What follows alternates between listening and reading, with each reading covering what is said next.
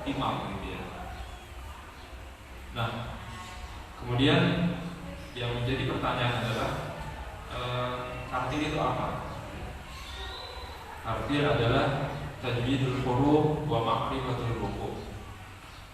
Ini adalah arti dari tartil, yaitu membaguskan huruf-huruf dan mengetahui tempat-tempat berhentinya. Nah, tajwidul huruf ini masuk pada nanti kajian-kajian tentang tajwid gitu ya. Di sana nanti kita membahas mulai dari makharijul huruf, sifatul huruf, kemudian ahkam tentang hukum mati dan tanwin, kemudian bacaan mad, nanti ada di sana semua. Mungkin sudah, kalau itu sudah dijelaskan semua ya. Wa ma'rifatul huruf dan mengetahui tempat-tempat berhentinya. Jadi dua hal yang harus kita pahami ketika kita ingin tartil tadi. Jadi memahami ilmu tajwidnya dan menerapkan dalam bacaan kita, kemudian juga mengetahui tempat-tempat wakofnya. Jadi ini tidak bisa dipisahkan. Karena apa? Karena wakof itu adalah kalau kita salah dalam menempatkan wakof dan ibtidah, nanti akan berubah arti, gitu ya, berubah pengertian. Jadi nanti pada beberapa hal akan menjadi bahaya, gitu ya. Karena artinya sangat jauh sekali. Makanya penting bagi kita untuk memahami dua hal ini. Paling tidak dasar-dasarnya, gitu ya. Tajwidul huruf wa ma'rifatul huruf. Jadi materi yang akan kita bahas pada hari ini adalah al-waqf wal ibtidah, kemudian gharibul Quran, kemudian aliful wasli wa hamzatul qaf. Jadi ada tiga yang akan kita uraikan, mudah-mudahan nanti sampai ya pada jamnya. Yang pertama, apa itu waqaf? Waqaf itu secara bahasa berarti berhenti, menahan, diam, berdiri atau tenang. Itu secara lughawi, secara bahasa. Kemudian secara istilah dalam pengertian ilmu qiraat, waqaf itu adalah berhenti sesaat, sekedar mengambil nafas baru dengan niat melanjutkan bacaan. Nah, jadi ini kuncinya, gitu ya. Apa namanya, keywordnya. Jadi berhenti sesaat, mengambil nafas dan niat melanjutkan bacaan. Kenapa? Karena kalau berhenti yang cukup lama, gitu ya, itu nanti bukan waqaf, tapi apa namanya? Al-qat'u, ya, berhenti cukup.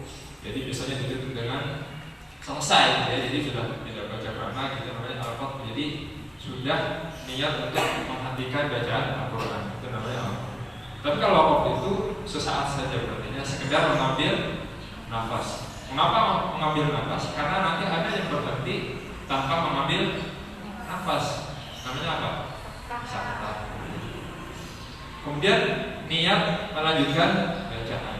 Nah, jadi ada tiga hal yang harus kita pegangi dalam pengertian waqaf secara istilah ini, yaitu berhenti sesaat, mengambil nafas dan niat melanjutkan bacaan.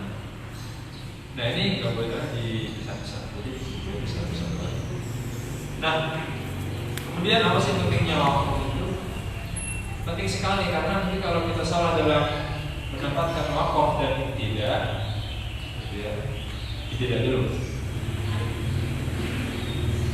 Nah, sekarang tidaknya tadi waqaf ya. Waqaf itu berhenti. Kalau tidak itu memulai bacaan setelah tadi waqaf ya. Jadi menurut bahasa ibtidah itu berarti memulai sesuatu. Kemudian menurut istilah berarti memulai bacaan setelah berhenti atau waqaf yang tadi sudah kita jelaskan. Dan baik dan tidaknya ibtidah itu ditentukan dengan waqaf yang dilakukan tadi. Jadi saling terkait antara waqaf dan ibtidah. Dan kajian tentang waqaf ibtidah ini adalah kajian yang sebenarnya sangat serius karena waqaf dan ibtidah ini kitabnya banyak, gitu ya. Kita mungkin cuma menafsir ulumul Quran. Nah, kalau kita mencoba mendalami ini saja, ini sangat dalam sekali. Ada kitab tentang al-waqf wal ibtidah, ada di sana misalnya ulama As-Sijawandi, ada Al-Ansari, dan seterusnya banyak sekali para ulama yang mengkaji secara khusus tentang wakaf dan ibtidah, dan ini menunjukkan betapa pentingnya bagian ini, pentingnya wakaf dan ibtidah di dalam membaca Al-Quran.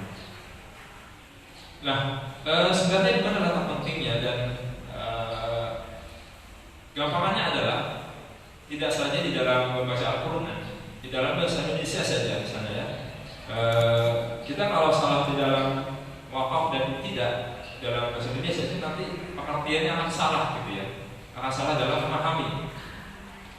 Ya sebagai contoh misalnya begini ya, saya buatkan ilustrasi aja misalnya. Apa ini ya? Buatnya sedang.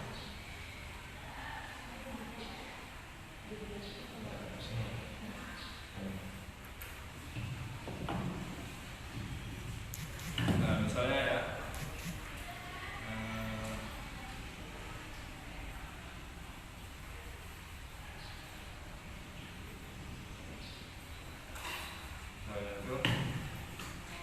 contoh Udin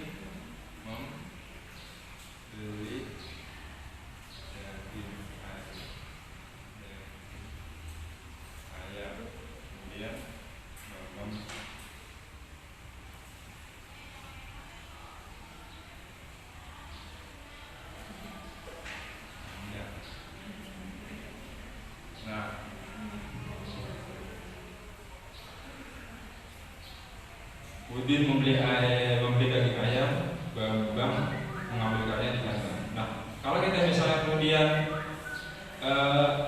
tidak dari sini, wakaf di sini misalnya berarti ya.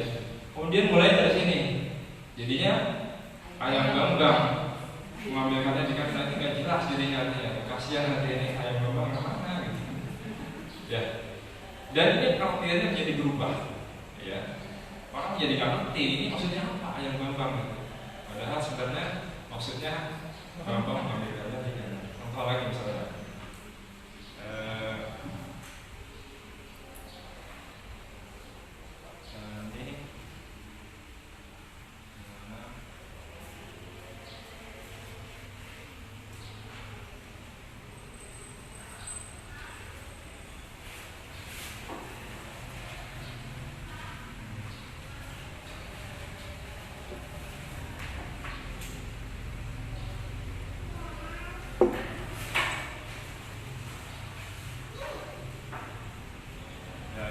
Pak Tani menanam pohon jambu monyet, kemudian nanti Parmin membantu menggali lahan. Nah kalau mulai dari sini gimana? Monyet Parmin membantu, nah, itu kan nanti bahaya, kasihan nanti juga. Masa begitu kan? Nah ini menunjukkan betapa pentingnya wakaf dan ibtidah. Artinya kalau kita salah di dalam wakaf dan juga salah dalam ibtidah, nanti arti dari Al-Quran itu akan berubah, bahkan berubahnya sangat jauh sekali. Makanya penting bagi kita untuk memahami apa namanya itu wakaf dan ibtidah dalam membaca Al-Quran.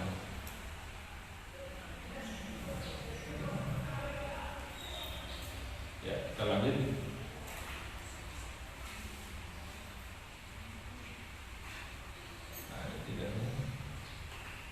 Nah, jadi urgensi mengetahui wakaf dan ibtidah, pengetahuan tentang wakaf dan ibtidah sangat penting dalam membaca Al-Quran karena terkait dengan kesahihan makna ayat dan menghindari kesalahan.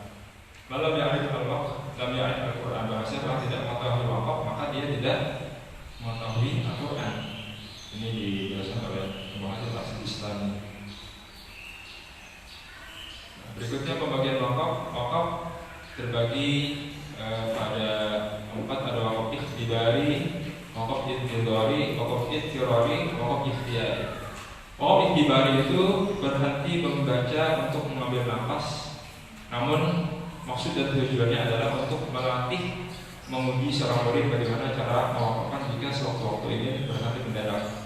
Jadi ini seperti sekarang kita ya dalam proses KBM belajar mengajar, ketika misalnya mengajarkan wakaf itu namanya wakaf ikhtibari. Jadi yang dilakukan dalam rangka memberikan contoh seorang guru kepada muridnya itu wakaf ikhtibari.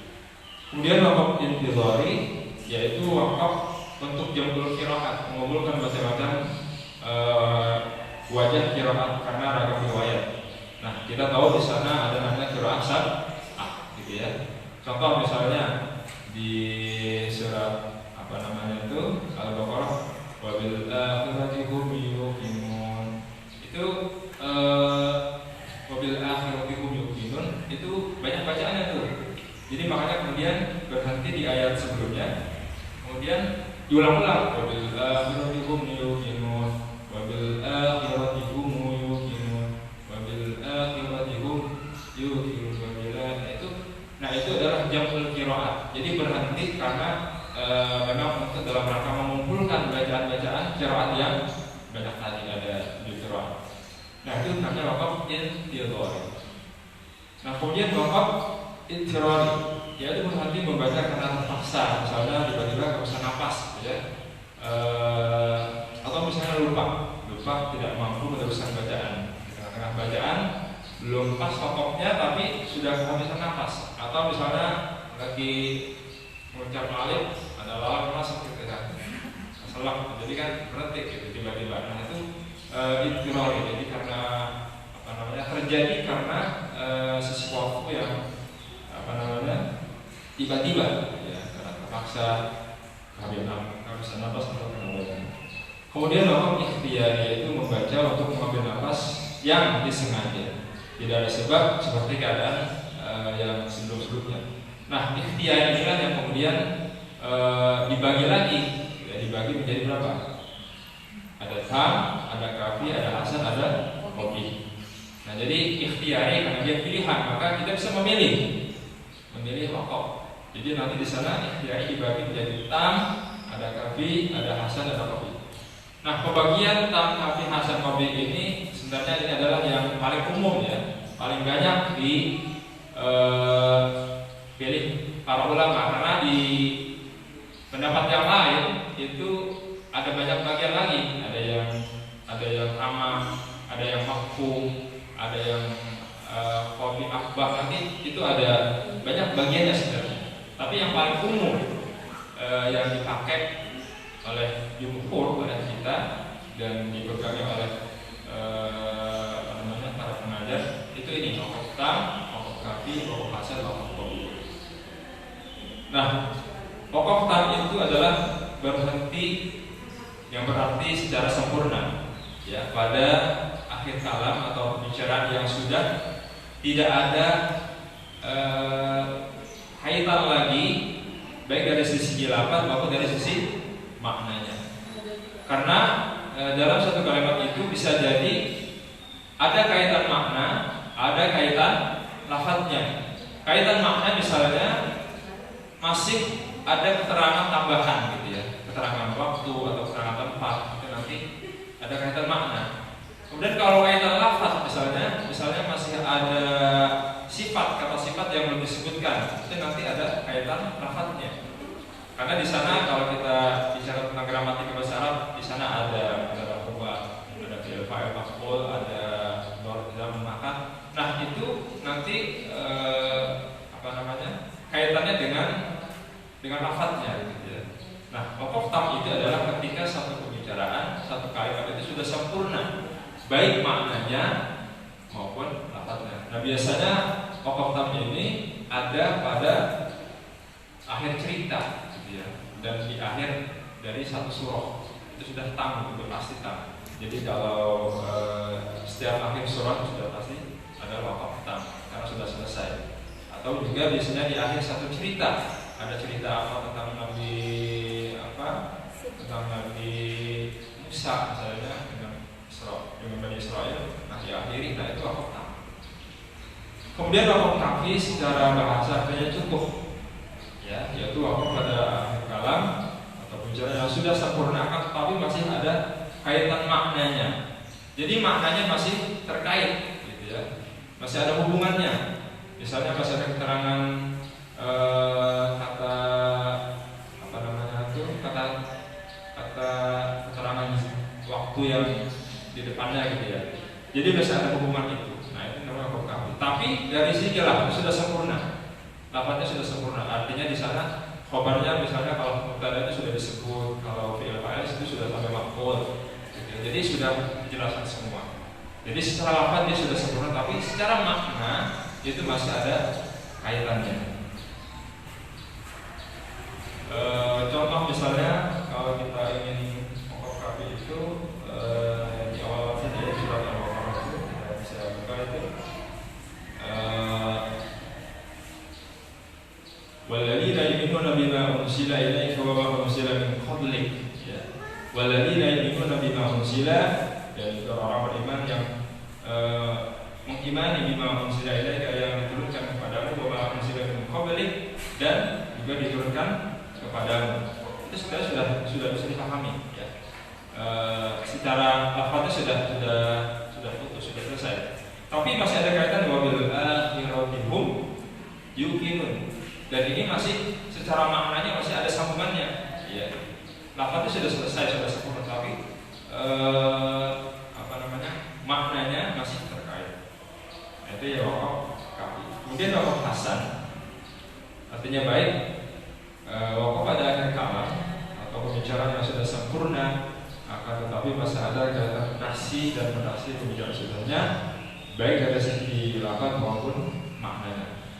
Nah ini adalah tingkatannya di bawah kafi, karena masih ada kaitan ya, kaitan antara dua-duanya gitu ya, baik secara lafaz maupun secara maknanya.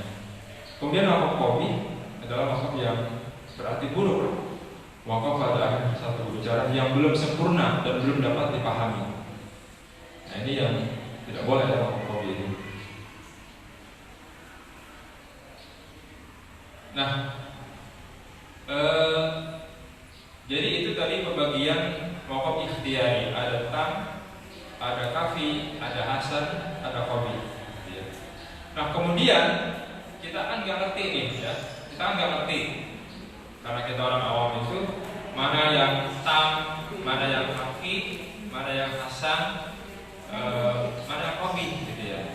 Nah maka kemudian para ulama itu membuat tanda ya, membuat tanda-tanda yang itu agar mudah dipahami oleh masyarakat, di mana mereka harus berhenti, di mana mereka nanti harus tidak boleh berhenti.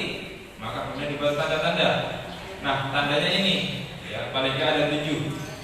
Ini sebenarnya ini juga ada perkembangan ya. Kalau dulu itu ada banyak, ada kok juga ada zai, ada macam-macam. Kalau kita melihat mushaf Al-Quran zaman dulu itu yang double gitu ya, itu banyak tuh tandanya, ada kok ya, ada zai, banyak gitu. Nah kemudian disederhanakan biar nggak terlalu rumit gitu ya, karena beberapa tanda itu sebenarnya mirip-mirip gitu ya. Misalnya antara kok dengan pola itu dia masih dalam satu pemahaman, sehingga kemudian disederhanakan menjadi pola saja gitu. Nah ini yang sudah disederhanakan. Kalau kita membeli mushaf yang Indonesia, ini tanda-tandanya ada mim. Mim itu artinya wakaf lazim ya, harus berhenti. Jadi kalau kita ketemu tanda mim itu nanti kita harus berhenti gitu ya, berhenti. Karena nanti itu ada kaitannya dengan kalau diteruskan maknanya akan beda gitu ya. Nah, mim wakaf lazim. Kemudian qala itu adalah sikap dari al-waqfu aula. Jadi wakaf itu lebih utama gitu ya. Kalau kita bertemu ketika membaca Al-Quran dengan wakaf qala, maka berhenti gitu ya, berhenti. Meskipun nafasnya masih panjang misalnya ya, berhenti saja. Jadi nggak usah berpikir. Dan kemudian ibtida'nya nggak usah mulai, langsung pada kalimat berikutnya gitu ya. Ini wakaf qala. Kemudian jim itu tanda dari wakaf jaiz gitu ya. Artinya boleh. Ini 50-50 ya. Jadi berhenti boleh, lanjut juga boleh gitu ya. Kalau kita bertemu dengan wakaf jim, maka itu silakan berhenti. Kalau memang mau berhenti, kalau lanjut juga nggak apa-apa gitu ya. Nah kemudian wakaf mu'annaqah yang ditandai dengan 3 titik itu ya, berhenti pada salah satu dua-duanya. Misalnya di awal Al-Baqarah itu dzalikal kitabul la raib, itu ada makna kok. Atau fihi, berarti di fihi. Jadi bisa berarti di raib. Dzalikal kitabul la raib fihi hudan lil muttaqin. Atau berarti di fihi-nya. Dzalikal kitabul la raib fihi hudan lil muttaqin. Jadi di salah satu itu kita berarti itu namanya mu'anna. Kemudian pokok sholat artinya al-waslu qawlan. Jadi terus lebih baik. Ya. Jadi kalau kita bertemu dengan pokok sholat itu adalah singkatan dari al-waslu qawlan. Artinya kalau napasnya masih memungkinkan untuk melanjutkan, lanjutkan saja. Ya. Jadi karena itu lebih bagus, lebih utama. Tapi kalau misalnya berhenti gimana? Boleh juga, silakan berhenti. Terus kalau mau ulang, apakah harus mengulang dari kata atau kalimat sebelumnya? Tidak usah, langsung saja, langsung saja dengan nggak usah diulang. La waqfa fihi, yang la. Nah yang berikutnya adalah waqful alif. La waqfa fihi, tidak boleh berhenti kecuali jika ada di akhir ayat, ru'usul ayat. Nah, jadi lam alif ini sebenarnya problematis ya. Satu sistemnya dia bukan menandakan berhenti, cuma memberitahu bahwa jangan berhenti di sini. Cuma kadang-kadang orang dianggapnya ini adalah tanda wakaf, gitu ya. Jadi memang serba salah, gitu ya. Jadi kalau tidak ditaruh juga nanti takut orang berhenti di situ. Kalau ditaruh dikiranya tanda wakaf, padahal bukan, ini cuma untuk menandakan bahwa jangan berhenti di situ. Terus gimana kalau kemudian nggak kuat terus berhenti di situ, harus ngulang dari lafaz sebelumnya atau sebelumnya lagi, gitu ya. Nah, cara mengulangnya adalah kalau kita ngerti bahasa Arab enak ya, gampang. Cari kata kerja,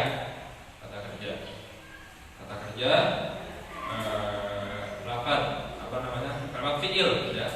Karena fi'il itu adalah biasanya memulai satu pembicaraan. Jadi temanya sudah agak berbeda dengan kalimat sebelumnya.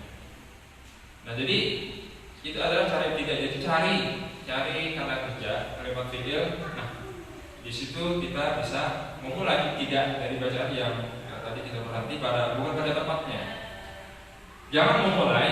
Nah, ini kaidah umum ya. Artinya yang saya pernah diajar itu. Jangan memulai misalnya dari dari huruf. Misalnya huruf ya, ila, fi, ya karena juga nggak bisa artinya juga nanti akan rancu juga, gitu. Kayak tadi misalnya yang saya jelaskan di dalam bahasa Indonesia aja. Misalnya pergi ke rumah pergi ke warung membeli telur, terus ke warung membeli telur, itu kan dari ke ya, ila, ke warung membeli. Jadi nanti artinya itu sudah agak rancu, gitu. Maka kaidahnya itu salah satunya kalau kita ingin tidak, tadi pertama cari kata kerja, ya, fi'il, dan jangan memulai dari huruf jer, kecuali kalau misalnya huruf istinaf, misalnya kayak waw, waqalu, qulubuna, dari waqalu atau fa, gitu ya. Nah itu bisa seperti itu. Nah itu yang ramalib. Jadi ini yang sering salah dipahami dari ramalib ini, itu dikira tanda wakaf. Padahal itu sebenarnya justru sebaliknya, untuk menandakan bahwa jangan berhenti di situ. Ya. Nah ini yang banyak terjadi di masyarakat. Kemudian berikutnya sakta, yaitu berhenti sejenak dengan menahan nafas selama 2 rakaat untuk melanjutkan kembali. Sakta itu ada berapa? Ya nanti ada penjelasan tentang sakta. Jadi ini ya 7 tanda wakaf. Yang ini jadi kita tidak perlu ini tam, ini hasan, kafi. Jadi cukup mengandalkan ini saja. Jadi, nah para ulama itu yang saya baca itu kalau mushaf Indonesia itu menggunakan tanda wakaf namanya as-sajawandi, ya. Jadi madhab wakafnya adalah as-sajawandi. Kalau kemarin Rasam ya sudah diterangkan, kalau Rasam itu Rasulnya Rasul Utsmani menggunakan madhab Abu Amr ad-Dani. Nah, kalau wakaf kita Mushaf Indonesia itu menggunakan kaidah wakaf yang ditulis oleh Imam As-Sajawandi. Jadi kalau ingin lebih mendalami silakan beli kitab Ilalul Wuquf karya As-Sajawandi. Di sana tuh jelas misalnya Alif Lam Mim itu pola, terus nanti dari kita bola kemudian itu di masing-masing setiap ayat itu sudah ditandai sama Imam As-Sajawandi. Nah, kita itu Mushaf Indonesia itu mengatur ke sana. Jadi jangan dikira mushaf kita itu asal-asalan. Karena begini, banyak orang yang sering membandingkan antara mushaf Indonesia dengan mushaf Saudi misalnya, yang dikatakan bahwa Saudi lebih utama. Jadi tidak bicara utama, tapi bahwa masing-masing itu punya dasar, masing-masing punya rujukan. Mushaf Indonesia itu punya rujukan, baik dalam rasamnya maupun tanda wakafnya. Tidak bisa kemudian Indonesia itu terlalu banyak wakafnya, itu salah, kurang bagus. Tidak begitu mikirnya. Jadi yang betul adalah bahwa sama-sama, jadi seimbang, ya, seimbang. Sama-sama keutamaannya, baik yang menggunakan As-Sajawandi maupun yang Al-Ansari. Nah, kita itu pakai As-Sajawandi. Jadi ada wakaf ini, ada mim, ada qola, ada jim, ada shola, ada ma, dan seterusnya. Itu adalah termasuk kalau di Mushaf Indonesia itu banyak tanda lam alifnya di ujung ayatnya, ya. Coba lihat aja dibacakan di Al-Fatihah ada berapa tuh? Al-Fatihah itu, ya. Itu ada juga beberapa gitu. Nah, memang di sana As-Sajawandi itu menulis itu adalah, tapi itu bukan dalam rangka untuk baca, tapi dalam rangka pemaknaan. Artinya apa? Bahwa kalimat di depannya itu masih ada kaitan dengan kalimat sebelumnya. Maksudnya seperti itu. Nah, jadi itu madhab wakaf kita di Mushaf Indonesia itu seperti itu. Jadi dan sebenarnya enak, ya. Karena kita itu orang Indonesia kayaknya nafasnya pendek-pendek, ya. Jadi makanya beda dengan Saudi. Saudi itu wakafnya dikit, ya. Iya. Kalau kita itu sampai 7.000-an. Teman saya pernah menghitung, ya. Nah, di Saudi itu lebih sedikit, dan dia tidak ada wakaf nama alifnya. Karena memang beda ininya, beda rujukannya. Tapi nggak boleh kemudian mengklaim bahwa ini lebih bagus, ini lebih tidak seperti itu, ya. Tapi bahwa masing-masing itu ada dalilnya, ada dasarnya. Ya sama dengan fikih, ya. Ada Syafi'i, ada Hanafi, ada Maliki, ada Hambali, dan itu semua masing-masing adalah opsional. Boleh kita mengikuti salah satu, dan tidak boleh kemudian mengklaim bahwa misalnya Syafi'i lebih baik daripada yang lain atau Imam Ahmad lebih baik dari yang lain. Tidak begitu, tapi bahwa semuanya baik, gitu, ya. Bahwa semuanya itu benar. Karena kalau kita mengatakan yang satu lebih baik, yang lain itu lebih buruk, kita nanti berhadapan dengan sebuah fakta bahwa karena pendapat yang lain itu juga didasarkan dari Al-Quran dan hadis. Kalau kita mengatakan bahwa yang satu lebih buruk, itu sama saja kita mengatakan bahwa dia tidak, Al-Quran dan hadis yang begitu itu salah, gitu, ya. Padahal sama-sama berdasarkan pada Al-Quran, hadis, ijma, qiyas, dan seterusnya. Artinya sama-sama kuat. Nah, makanya dalam hal ini ketika ada istilah perbedaan dari dalam masalah rosem, wakaf, kemudian sampai fikih, itu tidak bisa dikatakan bahwa yang lain lebih utama, lebih baik, tapi bahwa semuanya masing-masing ada dasar dan rujukannya, sehingga tidak boleh merasa paling unggul, gitu, ya. Tapi itu yang sering terjadi, ya, di